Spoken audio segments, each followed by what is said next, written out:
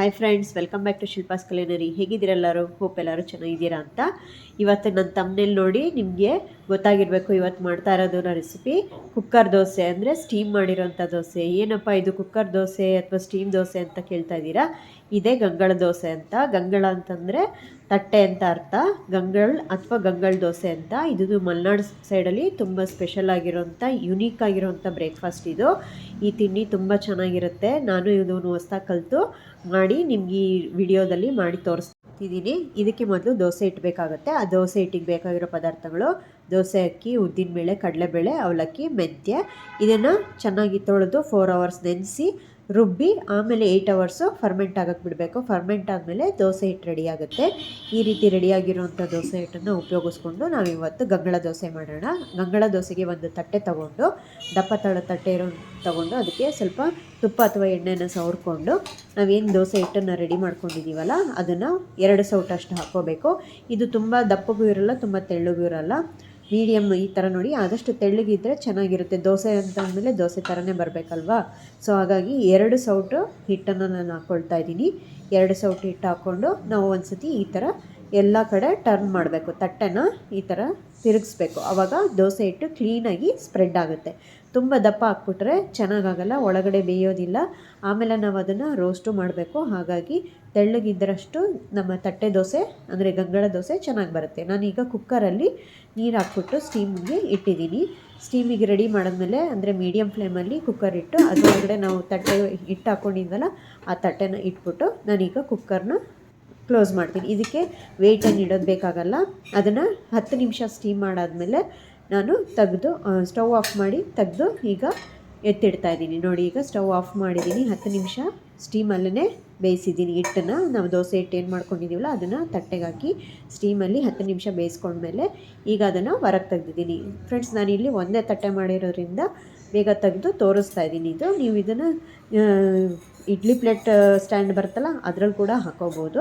ಇದು ನಾನು ಸೈಜ್ ಈ ಥರ ಗಂಗಳ ಥರನೇ ಬರಬೇಕು, ದೋಸೆ ಥರ ಕಾಣಿಸ್ಬೇಕು ಅಂತಂದು ಈ ಥರ ದೊಡ್ಡ ತಟ್ಟೆಯಲ್ಲಿ ಒಂದನ್ನು ಇಟ್ಟು ತೋರಿಸ್ತಾ ಇದ್ದೀನಿ. ಬೇಕಂದರೆ ನೀವು 2-3 ತಟ್ಟೆನ ಒಂದ್ರ ಮೇಲೆ ಒಂದು ಕಡ್ಡಿ ಇಟ್ಬಿಟ್ಟಾದರೂ ಇಟ್ಕೋಬೋದು, ಇಲ್ಲಾಂದರೆ ತಟ್ಟೆ ಇಡ್ಲಿ ಸ್ಟ್ಯಾಂಡಲ್ಲಾದರೂ ಮಾಡ್ಕೋಬೋದು. ನೋಡಿ, ಈಗ ತೆಗೆದು ಒಂದು 5 ನಿಮಿಷ ಹಾಕಿ ತಣ್ಣಗಾಗಕ್ಕೆ ಬಿಟ್ಟ ಮೇಲೆ ನಾನೀಗ ಒಂದು ನೈಫ್ ಯೂಸ್ ಮಾಡಿಕೊಂಡು ಸೈಡೆಲ್ಲ ಎಡ್ಜಸ್ ಎಲ್ಲ ಬಿಡಿಸ್ಕೊಂಡು ಈಗ ಮೆತ್ತಗೆ ತೆಗೆದಿದ್ದೀನಿ. ನೋಡಿ, ಈಗ ಎಷ್ಟು ಚೆನ್ನಾಗಿ ಬೆಂದಿದೆ. ತೆಳ್ಳಗೆ ಹಾಕಿದ್ವಿ ಅಲ್ವ ಹಿಟ್ಟು, ಚೆನ್ನಾಗಿ ಬೆಂದಿದೆ ಕೂಡ, ಸಾಫ್ಟಾಗಿ ಚೆನ್ನಾಗಿ ಬಂದಿದೆ ಇದು.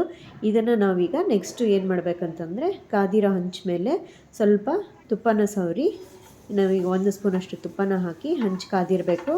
ಮೀಡಿಯಮ್ ಫ್ಲೇಮಲ್ಲಿ ಹಂಚು ಕಾದಿರುವಾಗ ನಾವು ಬೇಯಿಸ್ಕೊಂಡಿದ್ವಲ್ಲ ಹಿಟ್ಟು, ದೋಸೆ ಹಿಟ್ಟು, ಅದನ್ನು ನಾವು ಇದ್ರ ಮೇಲೆ ಹಾಕಿ ರೋಸ್ಟ್ ಮಾಡಬೇಕು. ಇದು ಒಂಥರ ಇಡ್ಲಿ ಥರನೇ, ಆದರೆ ಇಡ್ಲಿ ಅಲ್ಲ, ಇದು ತೆಳ್ಳಗೆ ಮಾಡಿರೋವಂಥ ದೋಸೆ. ಇದು ಅಂದರೆ ಹಂಚು ಮೇಲೆ ಇಡ್ಲಿ ಥರ ಬೇಯಿಸ್ಕೊಂಡು ಸ್ಟೀಮ್ ಮಾಡಿಕೊಂಡು ಆಮೇಲೆ ಹಂಚು ಮೇಲೆ ತುಪ್ಪ ಹಾಕ್ಕೊಂಡು ಚೆನ್ನಾಗಿ ರೋಸ್ಟ್ ಮಾಡ್ಕೊಳ್ತೀವಲ್ಲ, ಇದು ಡಿಫ್ರೆಂಟ್ ಟೇಸ್ಟ್ ಕೊಡುತ್ತೆ. ನೋಡಿ, ಈಗ 2 ನಿಮಿಷ ಆದಮೇಲೆ ಮತ್ತೆ ತಿರುಗಿಸಿ ಹಾಕಬೇಕು. 2 ಕಡೆನೂ ನಾವು ಚೆನ್ನಾಗಿ ಈ ಥರ ರೋಸ್ಟ್ ಮಾಡ್ಕೋಬೇಕು. ನೋಡಿ, ಈ ಥರ ಕೆಂಪಗೆ ಬಂದಿದೆಯಲ್ಲ, ಈ ಥರ ಸುಟ್ಕೋಬೇಕು. ಇದನ್ನು ನಾವೇನು ಸ್ಟೀಮಲ್ಲಿ ಮಾಡ್ಕೊಂಡಿರೋಂಥ ಹಿಟ್ಟು ಇಡ್ಲಿ ಟೈಪ್ ಇರುತ್ತಲ್ಲ ಅದನ್ನು ನಾವು ತಂದು ಈ ಥರ ಹಂಚು ಮೇಲೆ 2 ಸೈಡನ್ನು ಈ ಥರ ರೋಸ್ಟ್ ಮಾಡ್ಕೋಬೇಕು. ಇದು ಮಲೆನಾಡು ಸೈಡಲ್ಲಿ ತುಂಬ ಎಲ್ಲರಿಗೂ ಗೊತ್ತಿರೋಂಥ ಜನಪ್ರಿಯವಾದಂಥ ಬ್ರೇಕ್ಫಾಸ್ಟ್ ಇದು, ಅಂದರೆ ತಿಂಡಿ. ತುಂಬ ಚೆನ್ನಾಗಿ ಇರುತ್ತಿದ್ದು, ಅಂದರೆ ತುಂಬ ರೇರಾಗಿ ಮಾಡ್ತಾರೆ ಇದನ್ನು, ಕೆಲವ್ರಿಗೆ ಮಾತ್ರ ಗೊತ್ತಿದೆ ಇದು.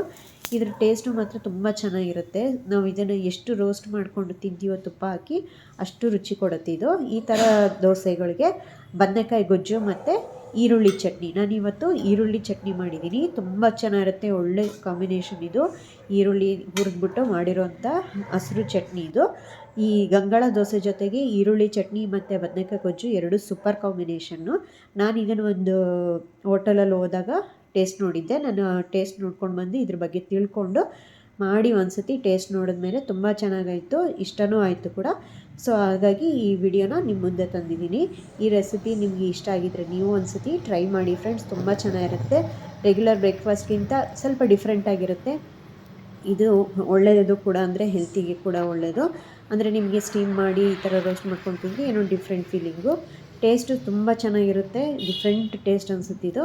ಇದ್ರ ಜೊತೆ ಒಳ್ಳೆ ಕಾಂಬಿನೇಷನ್ ಮಾತ್ರ ಈರುಳ್ಳಿ ಚಟ್ನಿನೇ, ಸೂಪರಾಗಿರುತ್ತೆ ಇದು. ಈರುಳ್ಳಿ ಚಟ್ನಿ ಖಾರವಾಗಿ ಸ್ವಲ್ಪ ಹುಣಸೆಹಣ್ಣು ಹಾಕಿ ಎಲ್ಲ ಮಾಡಿರೋದ್ರಿಂದ ಉಪ್ಪು ಹುಳಿ ಖಾರ ಎಲ್ಲ ಇರೋದ್ರಿಂದ ಈರುಳ್ಳಿ ಚಟ್ನಿ ಸಖತ್ತಾಗಿರುತ್ತೆ. ಈ ರೆಸಿಪಿನ ನೀವು ಒಂದ್ಸತಿ ಟ್ರೈ ಮಾಡಿ.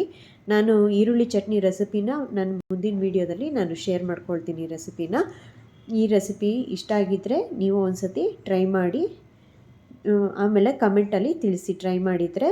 ಈ ವಿಡಿಯೋ ಇಷ್ಟ ಆಗಿದ್ದರೆ ಲೈಕ್ ಮಾಡಿ, ಶೇರ್ ಮಾಡಿ, ಕಮೆಂಟ್ ಮಾಡಿ. Thank you.